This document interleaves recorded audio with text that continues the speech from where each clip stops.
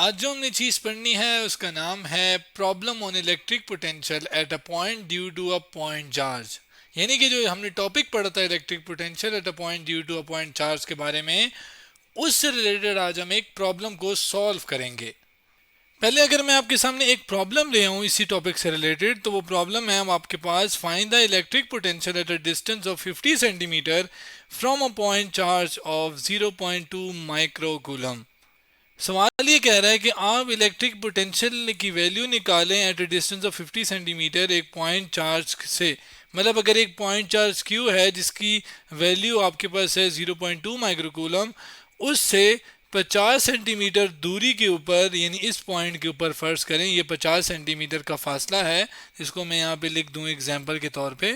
तो वो सवाल में ये कह रहा है कि इस पॉइंट के ऊपर इलेक्ट्रिक पोटेंशियल जिसको हम V से डिनोट करते हैं उसकी वैल्यू निकालें। अब इलेक्ट्रिक पोटेंशियल किसी भी पॉइंट पे एक पॉइंट चार्ज से कैसे हम निकालते हैं, इसको अगर मैं रिवाइज कराऊं तो हमने इस वाले टॉपिक के अंदर इसको देखा था और इसके अंदर हमने एक काफ़ी लेंथी डेरिवेशन की थी जिसमें एक इन्फिनिटी से एक पॉइंट चार्ज टेस्ट चार्ज को लाकर एक फील्ड के अंदर हम लेकर आए थे और एक लेंथी सी डेरिवेशन थी।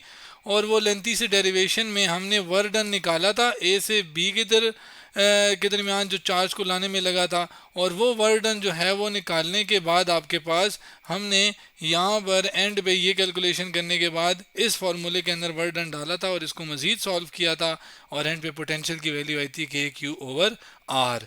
जबकि आर क्या है, उस बी वाले पॉइंट तक का फासला था जिस पे हमने इलेक्ट्रिक पोटेंशियल निकाला। यानी किसी भी चार्ज से अगर आप कितना दूर जा रहे हैं उस पॉइंट तक का जो फासला है उसको हमने आर कहा था, जबकि क्यू उस चार्ज की वैल्यू, जबकि के कांस्टेंट ऑफ प्रोपोर्शनैलिटी हमने पहले पढ़ा हुआ है ये। अब इसी फार्मूले का इस्तेमाल करते हैं और पोटेंशियल निकालते हैं। ये रहा आपके पास इलेक्ट्रिक पोटेंशियल का फार्मूला, जिसमें अगर आप देखें हमें डाटा में जो चार्ज की वैल्यू गिवन है वो चार्ज की वैल्यू क्या है आपके पास 0.2 माइक्रो कूलम, जिसको मैं यहाँ पे लिखूँ ये क्यू 0.2, ये क्यू इक्वल 0.2 माइक्रो कूलम। जबकि आर यानी कि चार्ज से लेकर उस पॉइंट तक का जो फासला है जिसको आर हम कह रहे हैं, यहाँ पे चले डिनोट भी कर लेता हूँ, वो कितना है 50 सेंटीमीटर, जिसको मैं यहाँ पे लिख लेता हूँ क्या है 50 सेंटीमीटर। वैल्यूज पता है इसके अंदर, वैल्यूज के की वैल्यू, बल्कि हमें के की वैल्यू भी पता है, कांस्टेंट ऑफ प्रोपोर्शनैलिटी है और वो हमें पता है कि वो 9 × 10⁹ न्यूटन मीटर स्क्वायर पर कूलम स्क्वायर के बराबर होती है वैल्यू।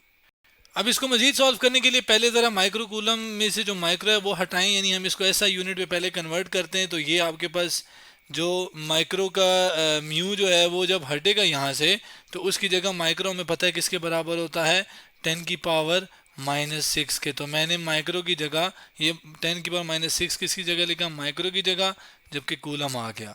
आर की वैल्यू को देखें तो सेंटीमीटर में, इसको मीटर में कन्वर्ट करते हैं। उसमें कन्वर्जन के लिए हमें एक चीज़ पता है क्या, पहले मैं ज़रा इसको एज इट इज़ लिख लूँ। हमें एक चीज़ पता है क्या भला, कि 1 मीटर के अंदर 100 सेंटीमीटर होते हैं, यानी 1 मीटर को 100 सेंटीमीटर में तकसीम कर सकते हैं। अब अगर आप इस 100 को इधर ले आए तो ये आपके पास हो जाएगा 1/100 और ये मीटर, तो ये आपके पास 1 सेंटीमीटर, क्योंकि 100 इधर जाके डिवाइड हो गया तो 1 रह गया। 1 सेंटीमीटर इसके बराबर है, आपको 50 सेंटीमीटर चाहिए, यानी आप इधर 50 को मल्टीप्लाई करो और लेफ्ट साइड पे भी क्या करो 50 को मल्टीप्लाई करो, तो ये आपके पास ये हो गया। और ये 100, 0 से 0 cancel, 5 1 jar, 5 2 jar, 1 divided by 2 किसके बराबर होता है 0.5 के। यानी 0.5 मीटर जो है वो बराबर है 50 सेंटीमीटर के। यानी हमें 50 सेंटीमीटर की जगह, या आप कह लें इस 50 सेंटीमीटर को मैं इक्वल रख सकता हूँ किसके, 0.5 मीटर के। अब ये दोनों स्टैंडर्ड में आ गया, वैल्यूज डालते हैं के क्यू और आर की। वी को एज इट इज लिखा, के की वैल्यू आपके पास क्या है 9 × 10⁹, जिसको मैं यहाँ से उठा के इधर इसके साथ इधर प्लेस कर लेता हूँ, जिसको आप कह लें ब्रैकेट में भी चले बंद कर लेते हैं। आगे क्या है क्यू की वैल्यू, और वो आपके पास ये रही, जिसको लिख लेते हैं 0.2 × 10⁻⁻⁶। जबकि नीचे क्या है आर, और आर की वैल्यू क्या है 0.5। अब ये जो पावर्स हैं इनको बाद में देखते हैं, पहले 9 मल्टीप्लाई बाई 0.2 डिवाइडेड बाई 0.5 करते हैं और देखते हैं क्या आंसर आता है। ये रहा कैलकुलेटर, 9 मल्टीप्लाई बाई 0.2, जो भी आंसर है 1.8, इसको डिवाइड किया जाए 0.5 के साथ तो ये 3.6 आ गया।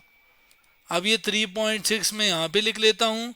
अब 10 की पावर भी तो है ना, ये वाली और ये वाली, तो चूंकि इधर भी 10 की पावर है यानी बेसिस 10 है दोनों में, तो बेसिस जब सेम है तो पावर आपस में ऐड हो जाती है, यानी 9 और साथ माइनस और ये 6 आ जाएगा, -6 आ जाएगा एक साथ ही। जबकि इलेक्ट्रिक पोटेंशियल का जो यूनिट है वो वोल्ट होता है, तो वो V एज इट इज आ गया, जबकि लेफ्ट साइड पे V वो इलेक्ट्रिक पोटेंशियल आ गया। अब 10 की 9 माइनस 6 क्या होता है, कैलकुलेटर में देखते हैं। 9 माइनस 6 आपके पास 3 होता है, तो हम इसको मिटाते हैं और यहाँ पे डायरेक्ट 3 लिख देते हैं। तो ये आपके पास 3 हो गया, सॉरी ये आपके पास क्या हो गया, 3 हो गया, जबकि इस V को इसके करीब ले आता हूँ मैं, जो कि मैं ले आया। यानी आपके पास इस पॉइंट पे जो इलेक्ट्रिक पोटेंशियल की वैल्यू है वो इतनी है। अब इसका मतलब क्या है, मतलब इसका यह है कि अगर मैं कोई भी चार्ज मैं इन्फिनिटी से यानी बहुत दूर से इस पॉइंट तक लेकर आता हूं, तो मुझे जो टोटल वर्क डन करना पड़ रहा है उस चार्ज के ऊपर, जिसको हम लिखते हैं वर्क डन, जो कि उस चार्ज के ऊपर मैं कर रहा हूं, जिसे हम इलेक्ट्रिक पोटेंशियल कहते हैं, वो कितना आपके पास इतना है। यानी work done on that charge, जो कि हम जिसको हम लेकर आ रहे हैं इस फील्ड के अंदर, इस क्यू कैपिटल क्यू वाले चार्ज के फील्ड के अंदर, वो कितना है, वो इतना है। पहले हमें ये चीज पता थी, लेकिन अब हमने देखें चार्ज की वैल्यू हमें अगर पता है, के की तो वैसे ही पता है कांस्टेंट है, आर अगर कितने कौन से पॉइंट पे पोटेंशियल निकालना है, तो हम आराम से पोटेंशियल निकाल सकते हैं। हमें वर्क डन की जरूरत ही नहीं है, या उस चार्ज के बारे में पता होने की जरूरत ही नहीं है जिसको मूव करना है, हमने इस पॉइंट पे लेकर आना है। तो हमें बस ये पता होना चाहिए, आर और क्यू पता होना चाहिए, और हम आसानी से किसी भी पॉइंट पे ऊपर इलेक्ट्रिक पोटेंशियल निकाल सकते हैं। तो आज हमने एक प्रॉब्लम को सॉल्व किया, electric potential at a point due to a point charge के ऊपर।